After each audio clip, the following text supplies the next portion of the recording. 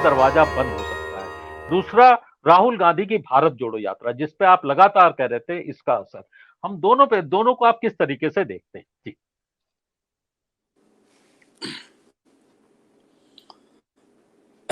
देखिए, दक्षिण का दरवाजा बंद हुआ, ये तो बहुत बड़ी खबर है।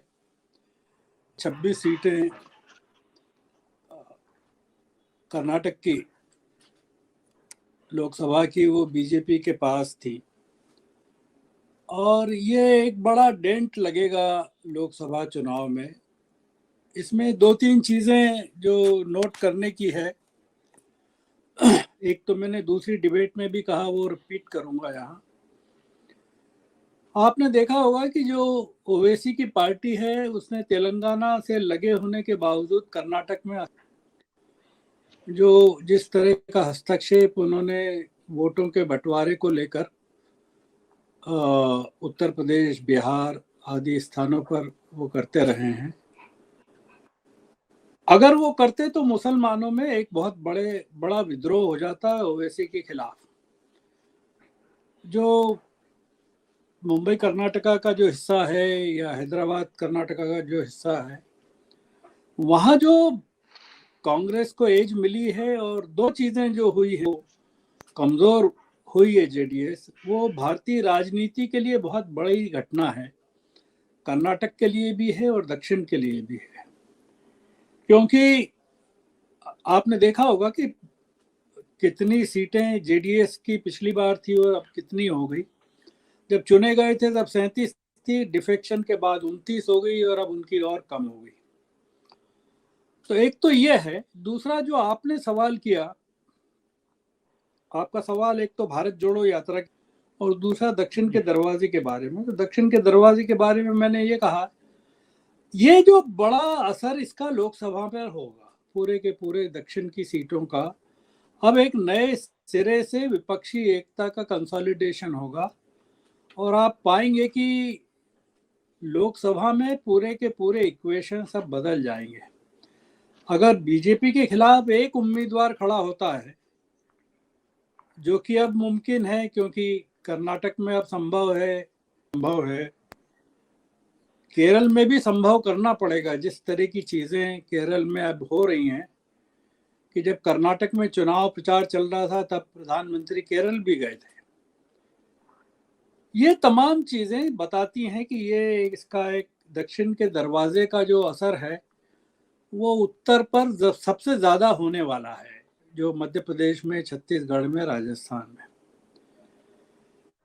ये जो इनकी यात्रा है उसने सबसे है अमरीश जी, हमको ये देखना चाहिए कि अगर कांग्रेस वहां हार जाती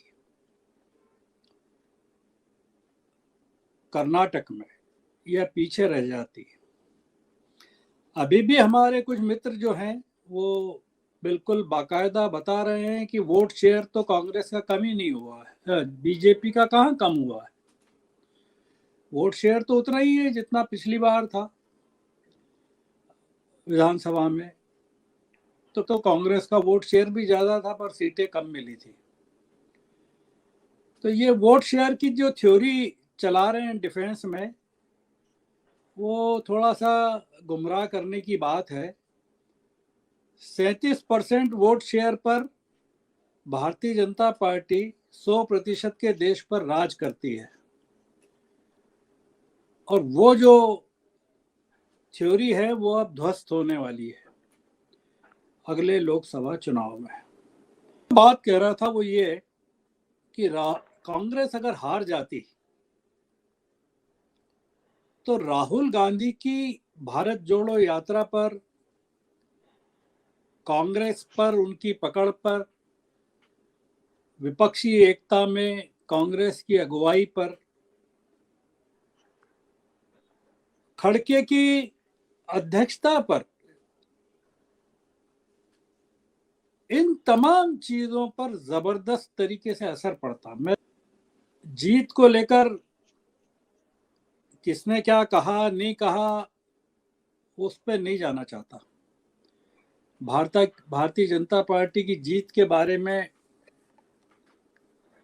मैं बात नहीं करना चाहता। मैं कांग्रेस की जीत के बारे में बात ये करना चाहता हूं।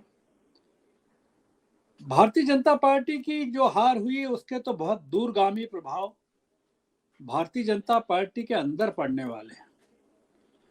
ये करने का हालांकि कर सकते हैं, पर मैं अभी नहीं कर रहा हूं कि इसका सबसे बड़ा इम्पैक्ट बीजेपी में कितना जबरदस्त पड़ेगा, महाराष्ट्र की राजनीति पर इसका कितना जबरदस्त पड़ेगा, क्योंकि जो बॉर्डर स्टेट है कर्नाटका का महाराष्ट्र, जो थ्योरी है डबल इंजन की सरकार की, उस पर वो कैसे ध्वस्त हुई है, गोवा पर कैसे पड़ेगा जहां बीजेपी की हुकूमत है पर कर्नाटक के साथ उनके मतभेद हैं, महाराष्ट्र के साथ मतभेद हैं और बीजेपी की वहां गवर्नमेंट है और डबल इंजन की बात आप कर रहे हैं, तो मैं उस पर नहीं जा रहा हूं। कांग्रेस में इसका जबरदस्त असर पड़ता अगर ये हार जाते। एक राष्ट्रीय दल के रूप में, एक राष्ट्रीय नेतृत्व के रूप में विपक्षी एक, आपने देखा होगा कि विपक्षी दलों की बैठक है उसको केवल कर्नाटक के चुनाव के लिए टाला गया था। वो क्यों टाला गया था? वो विपक्षी दल देखना चाहते थे कि कांग्रेस कैसी इमर्ज होकर आती है उसमें से। वो एक बहुत बड़ी चुनौती थी कांग्रेस के लिए और विपक्ष के लिए कि क्या होगा इस अगले चुनाव में विपक्ष की एकता का।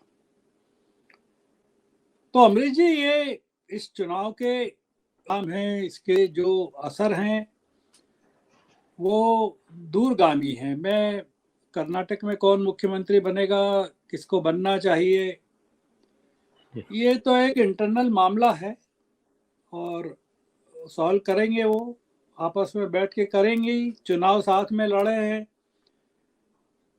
कोई कारण नहीं था कि कर्नाटक में चुनाव के ठीक पहले भारतीय जनता पार्टी राजस्थान में क्राइसिस को इंस्टिगेट और सचिन पायलट को गहलोत के खिलाफ विद्रोह में खड़ा करती और या गहलोत इस तरह के आरोप लगाते जैसे उन्होंने लगाए